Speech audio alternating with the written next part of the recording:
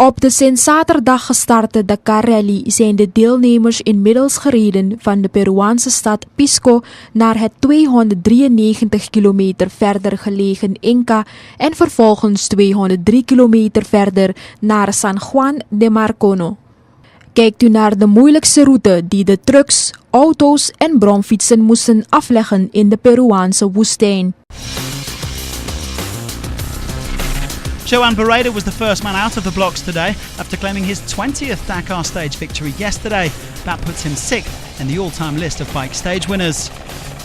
In spite of a strong start, the Spaniard came unstuck in the second part of the day's special, losing his way in the dunes. The Honda man coming in almost half an hour down on the stage winner and relinquishing his overall lead. Another day and another solid performance from Kevin Benavides, who's now the highest placed Honda.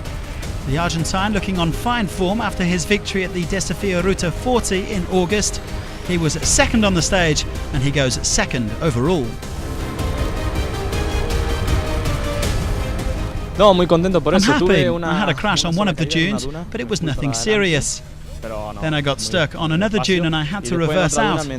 But generally, I'm very happy with this stage performance. I think that overall, it was a very positive result. But there was no stopping at Sam Sunderland, the defending champion, making it 2 stage wins in 3 days for KTM and reclaiming the overall lead. The Englishman is one of the world's top riders over sand. He claimed back-to-back wins in the United Arab Emirates and Qatar at the start of this year's World Championship campaign. All those years living in Dubai certainly paying off. Not all plain sailing, there was a late tumble there, but Sunderland did enough to win by just over 3 minutes from Benavides. Bike number 1 back in the number 1 spot.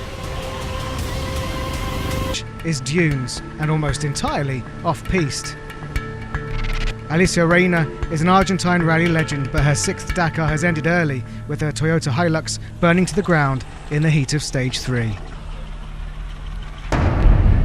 This is Nani Roma on a mission in his Mini. But he digs in the right wheels into the soft sand and rolls. This is less than a kilometre from the finish. Well, Roma's clearly winded. It's not a good sign.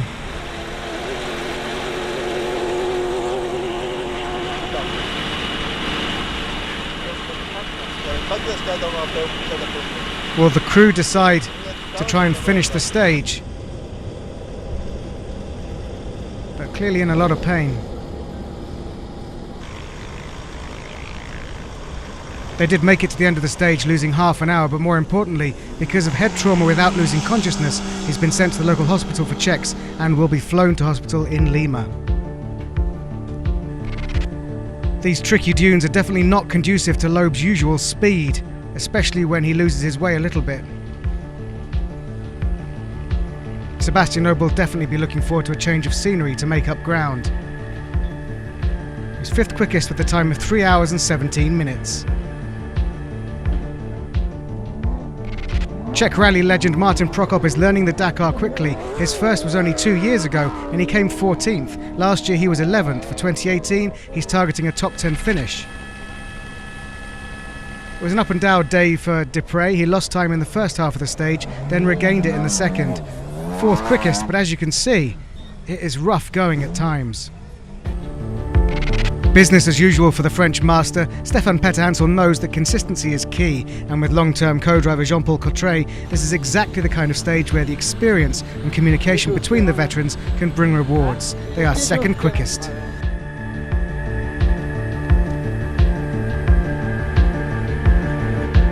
After punctures on stage 2 held him up and dropped him back to 6th overnight, Carlos Sainz is back on form. Here El Matador passes Orlando Terranova's stricken Mini, the Spaniard clearly on the right road.